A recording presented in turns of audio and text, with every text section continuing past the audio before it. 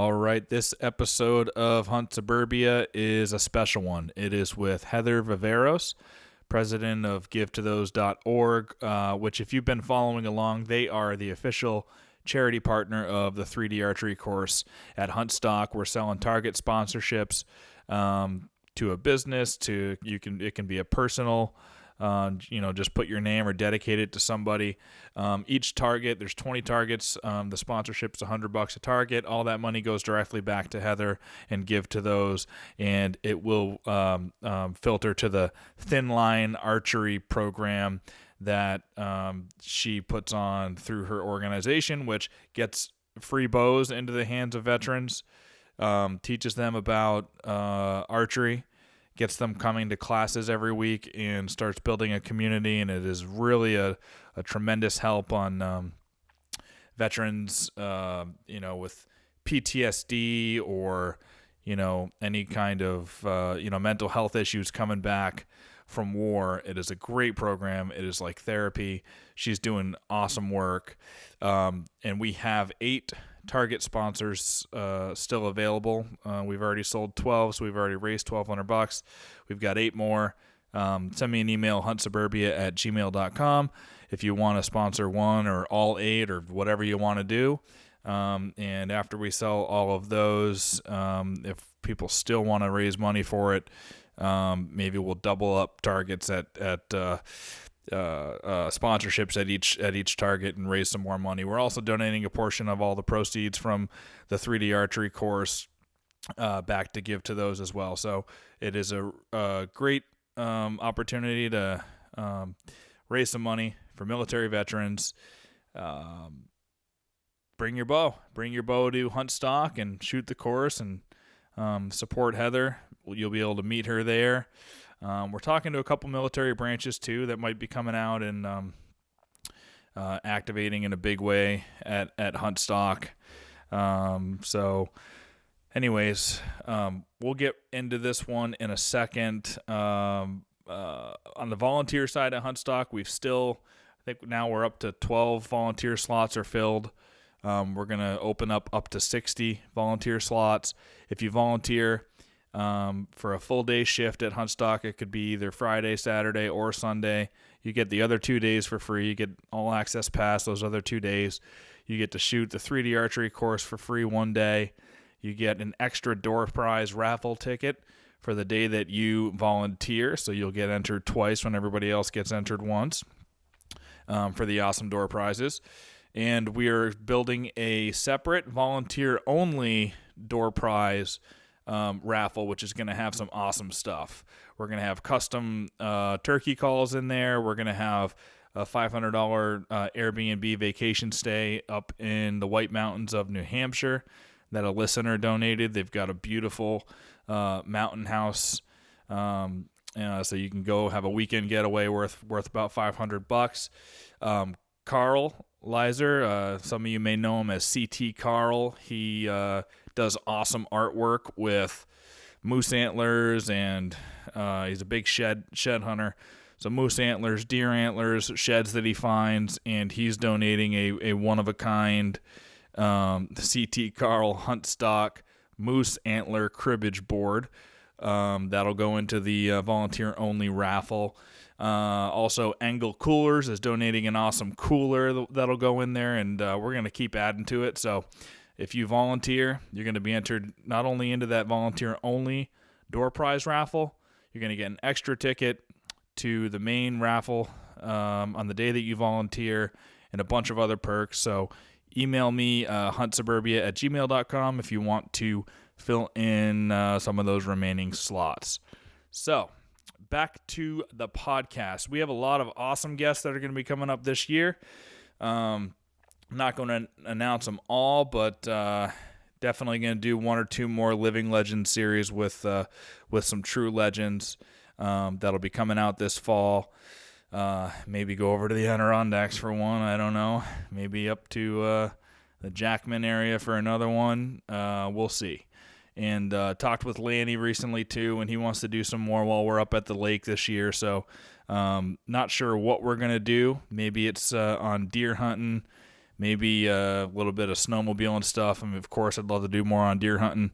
But anyway, there's a lot of exciting stuff on the podcast. I don't want anybody to think that, HuntStock has taken over, because the podcast is still coming out every other week here in the spring and summer.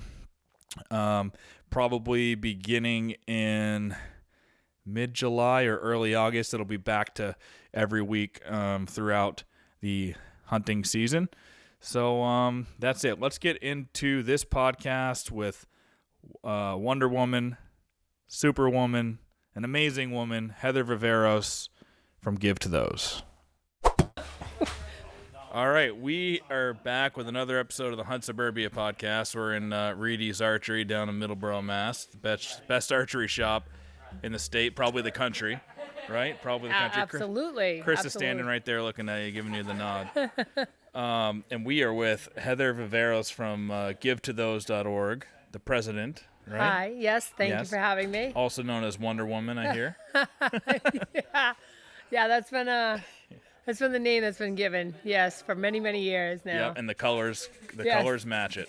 Yes, the colors do match it, you're right. Probably the hair, right? Yep, you know? Yep. Heather's organization is an awesome organization. She's going to talk all about it. And at HUNTSTOCK, the 3D archery course that we're doing there is going to benefit Give to Those. That's all right. Every one of the target sponsors.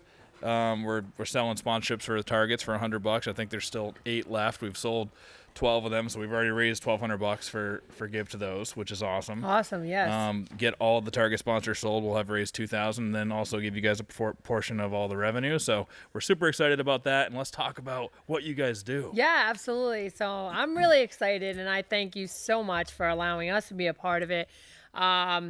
It's truly humbling for myself and even the team, the committee that helps raise money and put on all these different events. And, I have to thank my friend Leo Pike. He's a Marine Navy veteran. He is a firefighter out of New Bedford. And he actually was the one that told me about Reedy's. So he and I were talking about a few things, and he said, hey, would Give to Those ever want to get involved in doing some type of program with archery? And I got to tell you a funny thing, me being a vegetarian, I'm like, I know nothing about archery, right? But I looked at him, and he was telling me his story about how archery really helped him. And I said, you know what, let's do it. Let's get the meeting going. And I met with Chris, and I talked to him, and it was like instantly I had an idea, and Chris was like, let's do it. Let's go for it. He gave me the green light. Our nonprofit has a few different layers to it. We have Hands Up for Our Heroes, which is, helping out in ways like someone might need groceries or a gas card to get a family member to the hospital, stuff like that.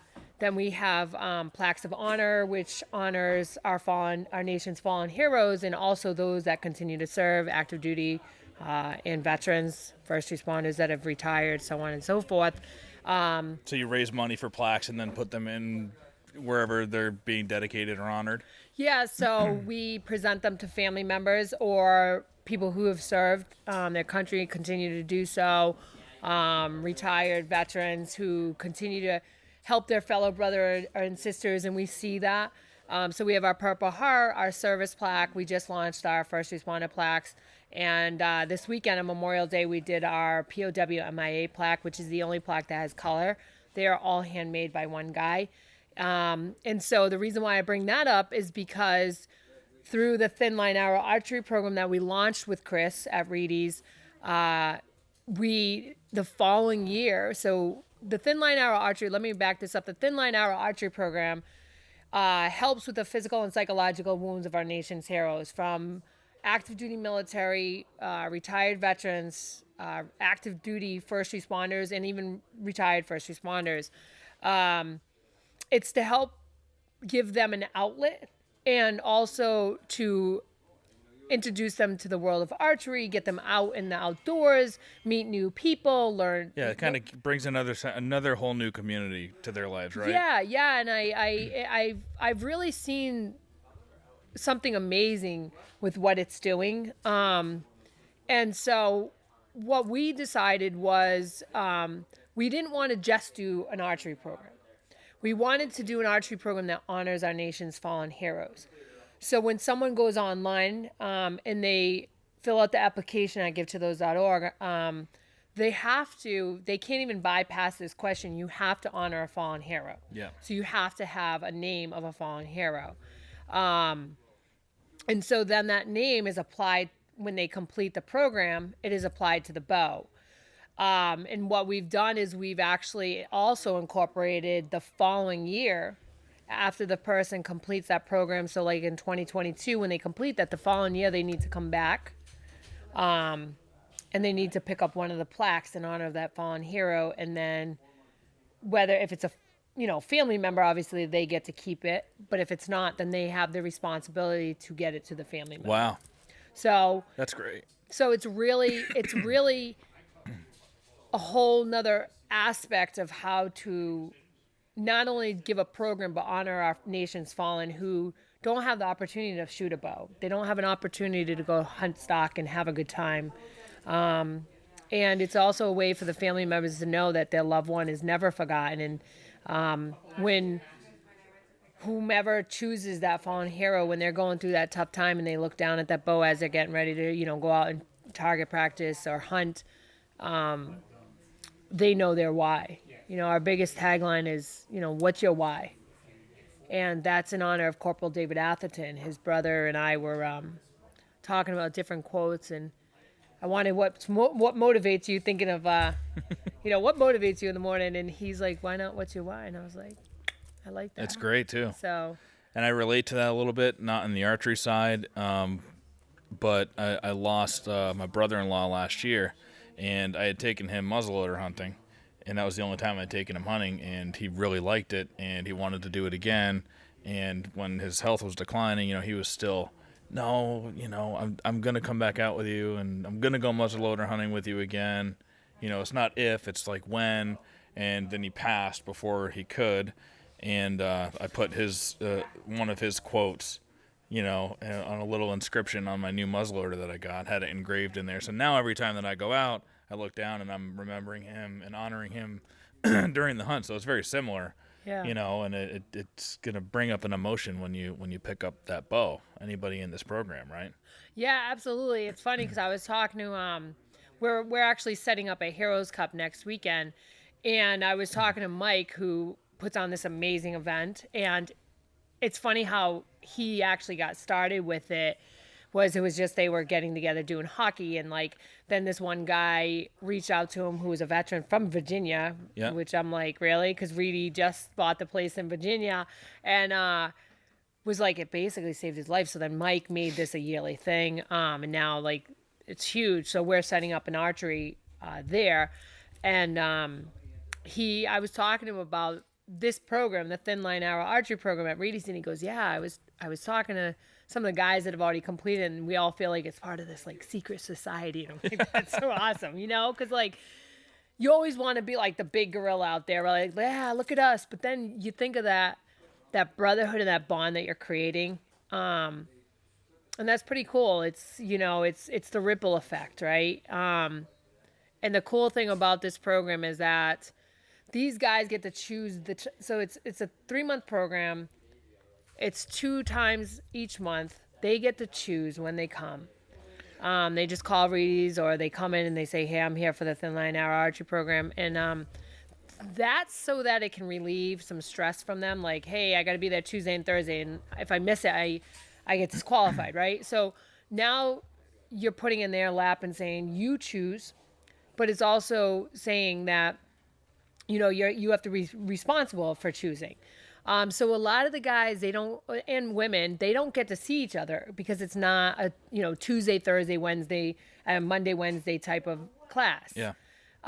So next year, we're really excited that we're going to be doing a 4-day getaway out in Virginia, and whoever has been in the program in 2021, 2022, and then obviously 2023, May of 2023, we're planning a 4-day getaway where they can actually all get together, or whomever can go. Kind of like a reunion for it. Yeah. And we actually, so when we gift the bows, we do it on April 19th to pay tribute to when many of the men and women stepped up. And I say women because you had a lot of women that were doing stuff during the Revolutionary War, helping out, hiding guys, nurses, right, helping the wounded.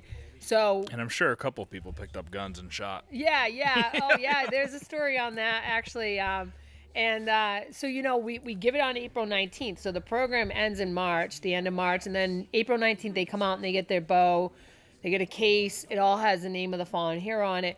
And then that Saturday, we actually do, Saturday or Sunday, we do a barbecue where they can all come out and they get to greet each other and see each other and meet each other. And that's actually when we present the last class with the plaques of honor.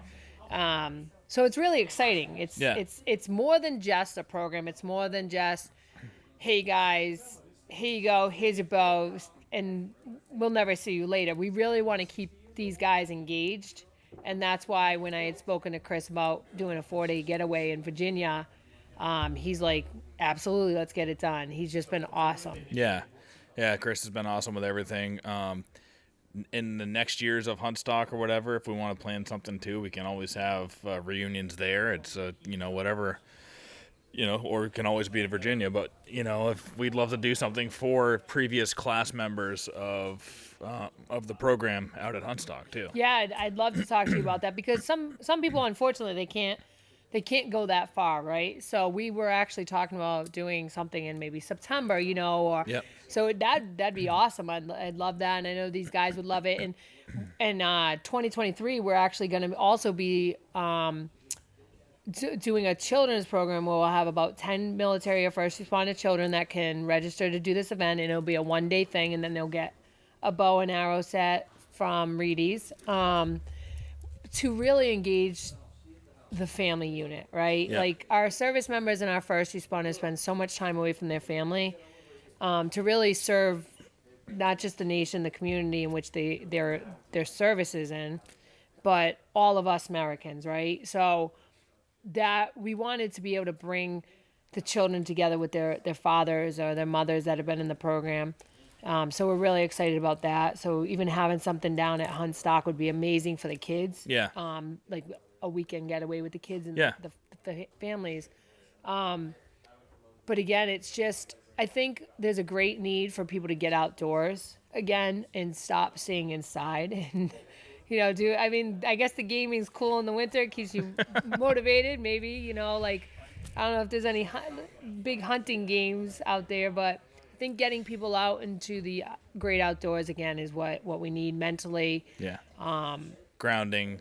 The sun does wonders. Yeah. Take your shoes off, walk barefoot again. Yeah, So, but yeah, it's just, I always tell people you have to find what drives you. I've been asked many times what drives me to do what I do, and I tell people it's my faith. It started with a prayer, and that's how I got started in what I'm doing. And I think if everyone would just take time to really listen to what your why is and what your why is to do in this earth, you could make such a difference if you're just willing to take the steps. It's not easy, it's a lot of time and dedication. For me, it's my heart. So your emotions get tied into it. You have a lot of sleepless nights, I take pride in to being the one that actually puts the names of the fallen on the bows and on the bow cases. How do you do that? So we have the names lasered out, and then they're from decal, and then I have to do the whole process of cleaning it and then putting the name on there. But sometimes they don't want to be cooperative, and it can take quite a few hours to do 20 of them. I believe it took me I was here doing a lot of them, and I believe it was like 5 hours. Yeah. sometimes, like I said, sometimes you get it where it doesn't want to stay proper. But I think by doing that as the president and the founder, it makes it more personable when you can tell the people that have completed this program that you didn't have volunteers doing it, you didn't have somebody that didn't care doing it, Yeah. or it wasn't made through a machine that just put them on. Yeah. But you take the time to really put these names on because it means something to the people that are receiving them. Yeah. So I think with whatever you do, if you're passionate about it, and whether you're the president or just starting out of college and a new job, the president should never lose, where they came from on it. yeah, Get out there, get your hands dirty. I'm going to be setting up the course at HUNTSTOCK. I'm going to be, not that, HUNTSTOCK is anything that's been around and has a legacy yet, but I'm already envisioning it that way. yeah. And, you got to do the hard work yourself and put in the long hours. And I believe that it ends up being, it ends up impacting your heart more when you're the one doing it. Yeah. Like HUNTSTOCK, I think it's already amazing. I'm really, really excited. I was actually on a phone call on my way up here talking about how we're going to be at that event and on the weekend. And, it's when someone else is doing the grind work, right? I appreciate all the volunteers. I have tons of friends that volunteer and amazing people that reach out and like, hey, what can I do? And I so appreciate them, but I don't ever want to lose that heart. Yeah. Because I think once you start losing that, things just change, and people feel that. They feel that change when you look at grassroots organizations, and then when they become big, it's great, but you have to keep that heart, because when you lose that heart, other people feel it. They don't feel as... Yeah. I don't want to say important, but they don't feel as appreciated. Yeah. So that was always my biggest thing is if I'm going to do this, a nonprofit is a business, and you have to run it like one. But there's a lot of things that people like leading up to any kind of event, even the Thin Line Archery Program, leading up to it, there's a lot of moving pieces. And people only see the outcome, like what you're about to do. They'll see the outcome, they have a great time, but they don't always see the leading up to it or the headaches or the things that you're like, where's this sign that I might need for HUNTSTOCK? It should have been here in this pile, and now it's like on some trailer, right? That's well, like... it's like you got a day. Well, I do anyway. I got a day job, and then I'm doing it all after that, and I've got a young family too, so I'm trying to fill in 20 calls and 2 or 3 hours in the evening. Most people aren't at work. Oh yeah, the emails or the questions, and then you're really...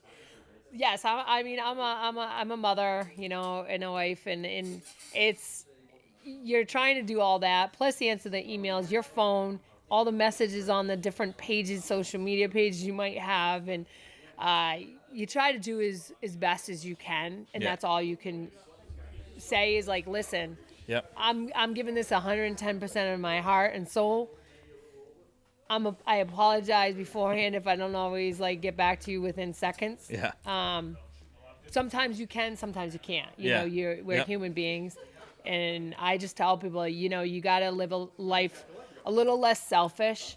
And when you start doing that, you'll start seeing true changes within yourself, but you'll just see such a beautiful impact, and you'll see the ripple effect of what you're doing. Not only in your own backyard, but across the nation. I can't stress that part enough. And that sounds like something like that faith probably gave you too, because I just got back into going to church and getting, finding my faith again. And one thing that, the preacher said that made a lot of sense when you step back and think about it is greatness is not something that you ascend to. It's something that you descend to. Like when you actually sit back and be humble about things, and don't try to like, oh, I'm getting into this to ascend, because then it's not going to happen. But if you humble yourself and step back and just do the work, and then greatness is going to come to you. Yeah, it's I mean, I could share so many stories. We'd be here for like hours. Honestly, your podcast listeners would be like, what? God, it's amazing how when you listen and you truly listen. Guys, you can come and grab a quiver, man. We're in the shop. It's totally fine. It's truly amazing how when you listen and you feel that, Yep. right? It's a spiritual connection. It far outweighs anything you can ever materialistically buy. Like, yeah, it's cool. You get a new bow and you get, maybe for me, new running sneakers or whatever, right? But like, it wears, right? But when you're doing something that's your soul's purpose here, you can't buy that. Yeah. And yes, like I said, everyone wants to be the big gorilla, like, hey, look at this, but you got to sometimes give it time, because I feel like sometimes if you grow so fast, you can fall just as fast. Yeah. I feel comfortable with our growth. But I feel comfortable with our growth because people are seeing not just my heart, but my team's heart, like that we genuinely care. Like my friend Doug Pickle, he's from Michigan. He drove 1,100 miles down here to be down here for Vest Up for the Fallen. Yep. This Memorial Day weekend, which was a 65-mile march from Boston to Bourne. And then he drove back on Tuesday, and he brought down with him over 100 plaques of honor. And, it's the heart that he puts into those plaques. But the Vest Up for the Fallen, for instance, that 65-mile journey from Boston to Bourne, I was so nervous. 'Cause I'm like, Lord, people aren't fundraising like the way that they were. Like, you have these conversations, right? Because I know that through the funds that are raised, where it goes to help Plaques of Honor, it goes to help the Thin Line Archery Program, right? Hands Up for Our Heroes. So, but it's just like... let's talk about that a little bit, because it was awesome. Like, that's an awesome... what was the event that you just did over Memorial Day? So, Vest Up for the Fallen, we start out at Boston Common, and we walk... down 53 at 3A, and we go all the way to Bourne National Cemetery. We call it Bourne National Cemetery, Massachusetts National Cemetery, Buzzards Bay. And we have active duty civilians, first responders that register to do this event. It's nonstop. Everybody walks together? You get broken sections. You have your faster people, your slower people. Yep. And we have 10 stops where they can access to the trailer, get their gear, stop, fix their feet. Alumni Sports Cafe in Pembroke's been amazing. They're huge supporters for our military and first responders. We always stop there every year. And they feed us pizza, which everyone loves. So we stopped there this year. But this event, they're not allowed to sleep. It's about that sacrifice. Last year when they did it, and we all did it in the rain, I actually did it with them. I've done it 2 years in a row. This year I did not, because we had a lot of coordinating to do with South Coast Jeeps, which is another amazing group. They come out, they volunteer at a lot of different things. They also support nonprofits. Is it a Jeep dealership or something? No, they're actually... South Coast Jeeps was started by a guy named Billy. Yeah. He just started this social media page, and it's grown over 5,000 people, and they just love coming out and helping however they can. They came out and they helped to block roads for us and get these guys across the street, because when you've been walking, by 40 miles, I personally know you're starting to like, okay, your body hurts, but your mind's playing, your mind, your eyes, things are playing tricks. But they do it, one, because they know the reason. All right, we had Gold Star families at the finish at Bourne waiting for them. They know they're doing it in honor of fallen heroes. Some of these guys had lost fellow brothers that had passed away in current weeks before leading up to this event that they were honoring.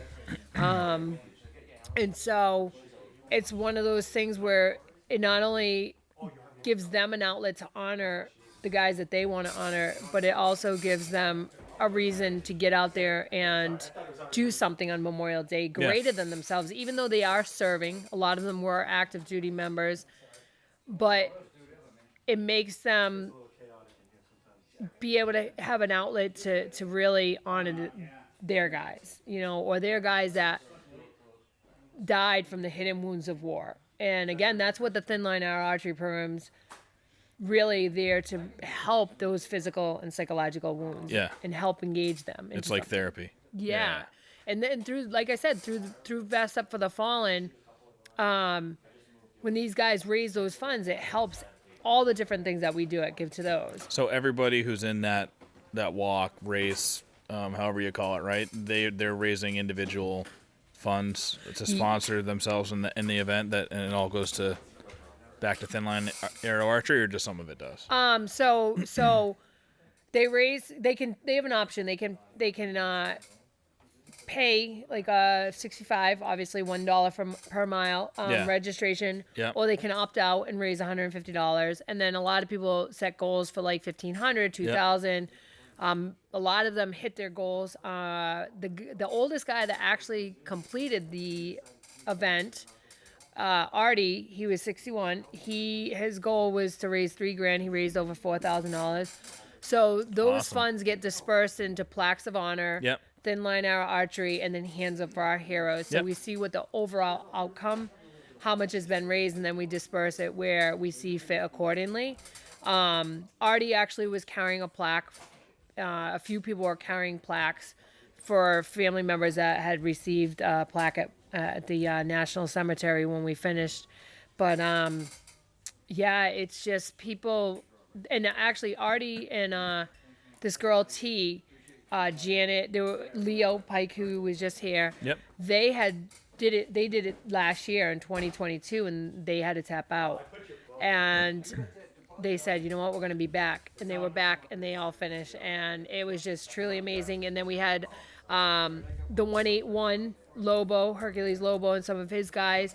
They did it last year, came back out, did it again, and finished. And then we had Team Fletch, Chuck and his guys, Chris and Cato, came back out and did it again. And a lot of these guys are coming back out next year to do it again. So it's really cool to see not just the same people coming out, but the bonds that they're all creating with others. And it gets really exciting seeing them like conversate, because we have a private group on social media on Facebook. Vest Up for the Fallen, #65, that people can get involved with, see our pages, and they go back and forth like, hey, you're gonna make it this year. And it's just it's the bonds that you create together with everybody. And I always say, if you're gonna also educate civilians, you have and let them really understand what our service members and first responders go through. You have to try to build that bridge between them all, right? And for instance, Janet, she was grateful to our nation's heroes, but really wasn't as involved, right? But now, through everything she's been through with our organization, now she's out there, and she wrote a beautiful post about what Memorial Day means to her and how this has really opened her eyes, right? The biggest thing I always say is we can all write a social media post, or we can all, put something out there, but it's through your actions and your physical actions that's going to put those words into action, right? And I think that's hard for people sometimes, because we have lives and we live lives. And the thing with Vest Up for the Fallen, it's 65 miles. A lot of people get blisters. People have torn like tendons and stuff and still kept going. So how long does it normally take to finish it? So last year in the rain, it was 28 hours. And then this year, gosh, those guys were hauling.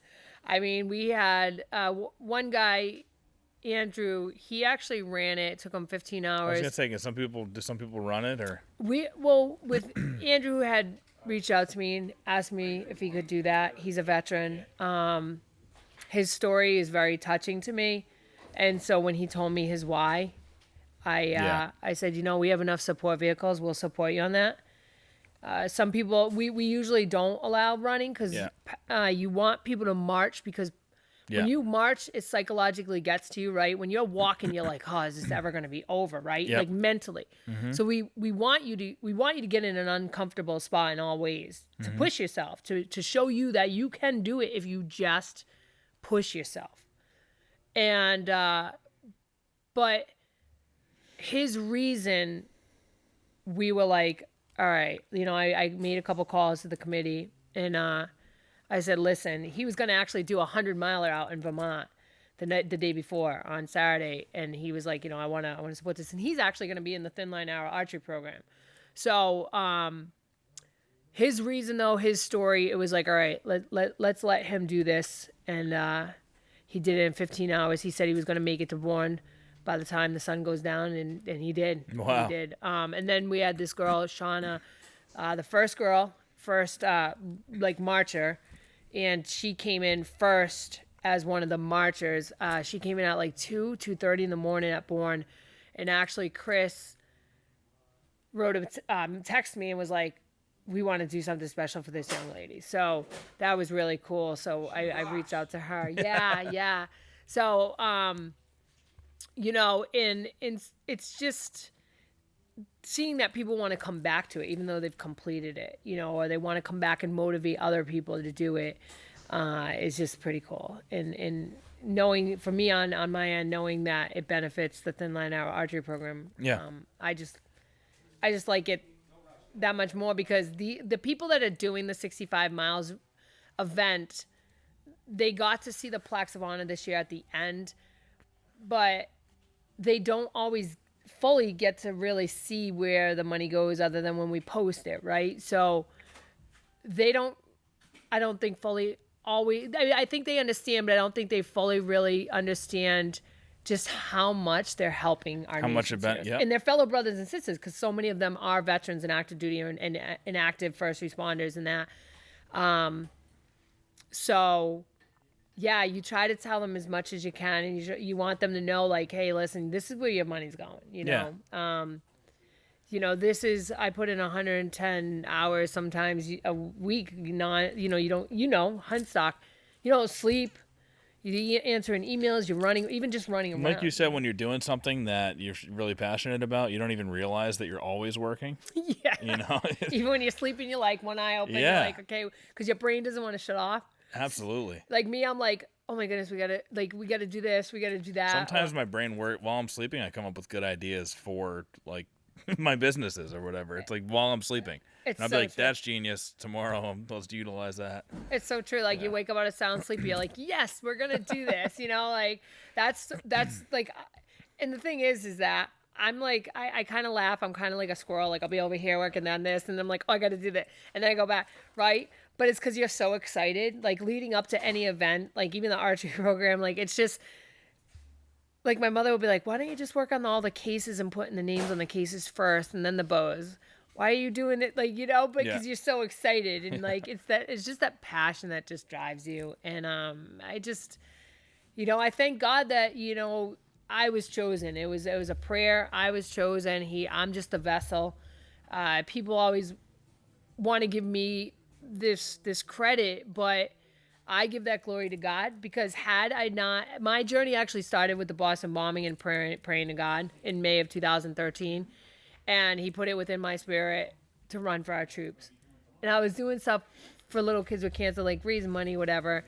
Cause that's very passionate in my heart, right? Cause kids are the next generation. And when you think of a child battling cancer at 5 years old, and here we are at like my age, I'll be 43 this year, and we're complaining because our cell phone doesn't work, right?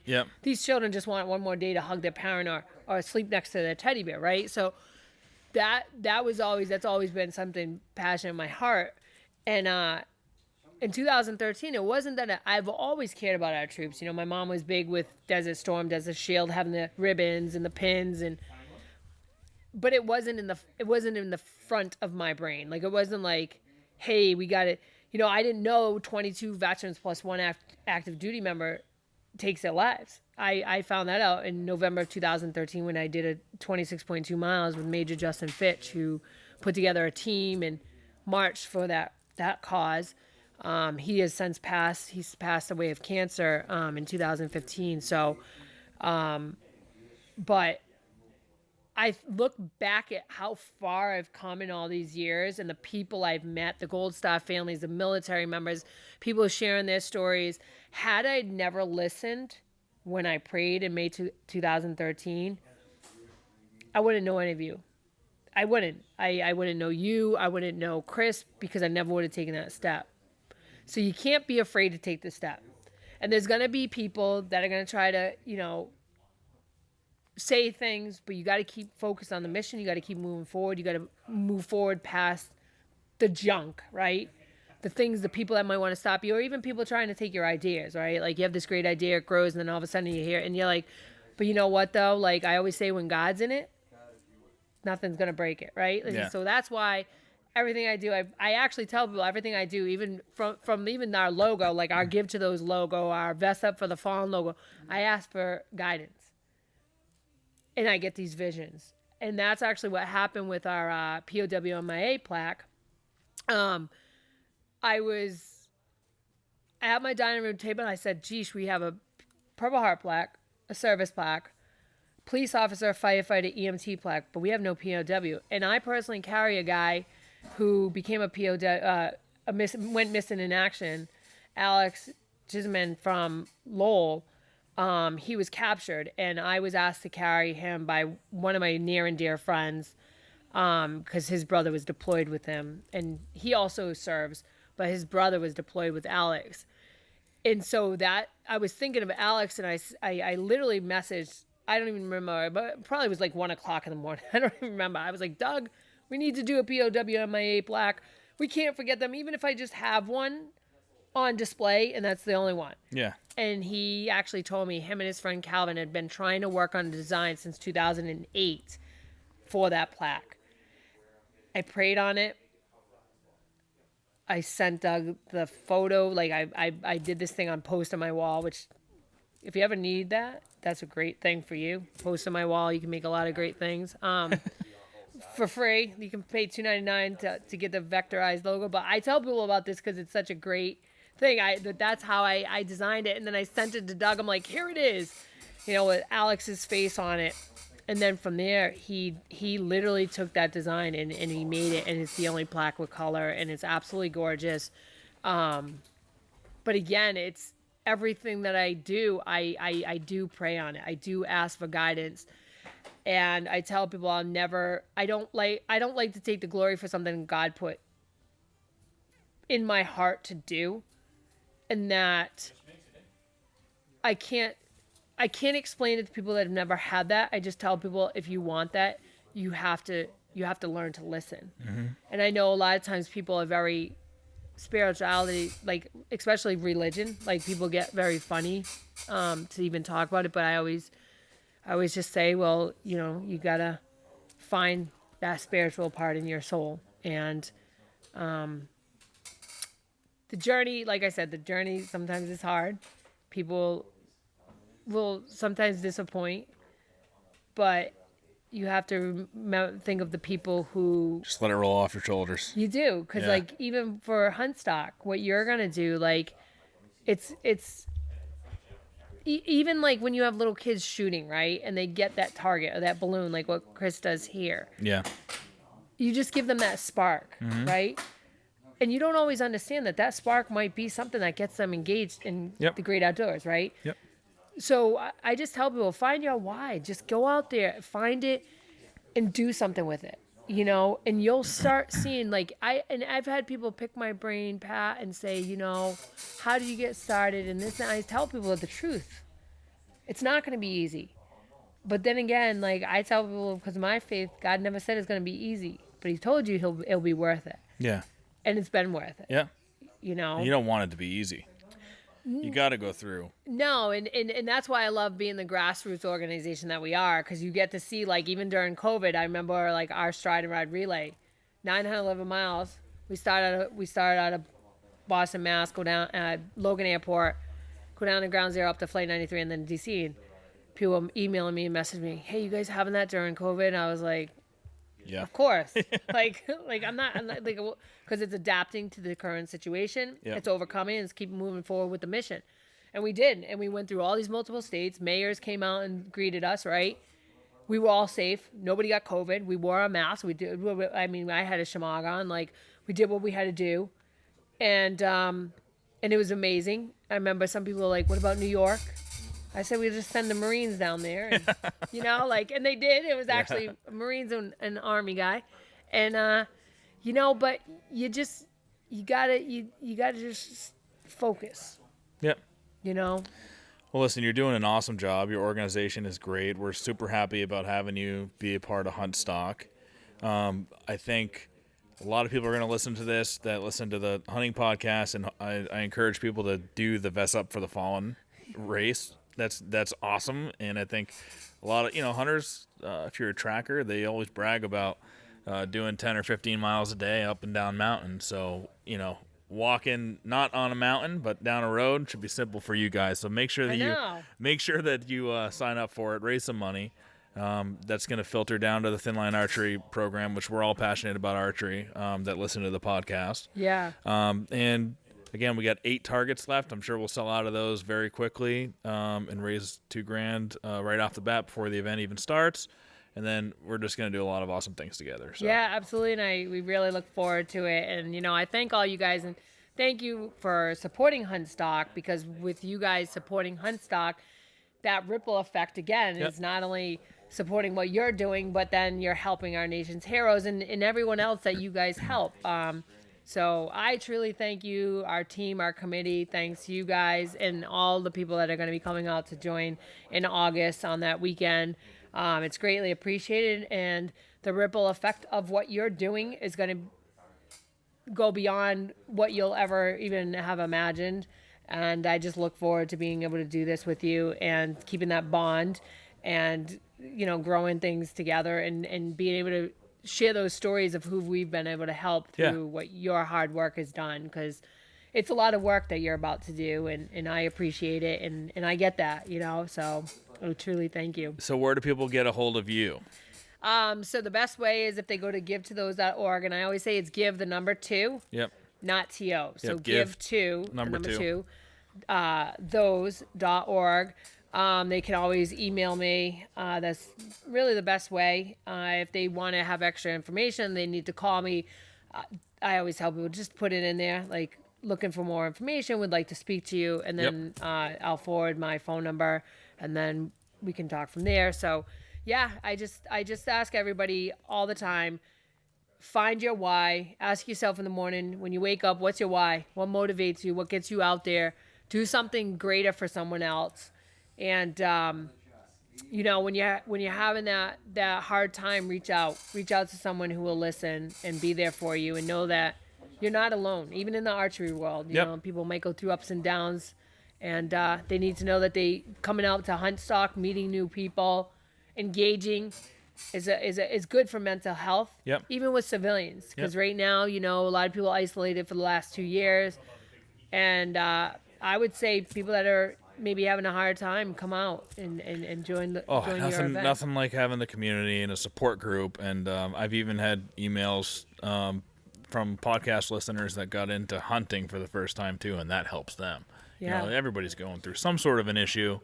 So and you can reach out to me anytime too. I'm happy to get on phone calls, people, but email me huntsuburbia@gmail.com, and like Heather said, don't be afraid to reach out. Yeah, you gotta. I mean, right now that's key, and I think the great outdoors and what, like I said, HUNTSTOCK coming out, creating those bonds with what you're doing is going to be amazing. And I'm just truly grateful to be a part of it. So I thank you so much. Yeah, Pat. thank you very much. It was awesome to meet you. Thank you. You as well. Yeah. You as well. Okay.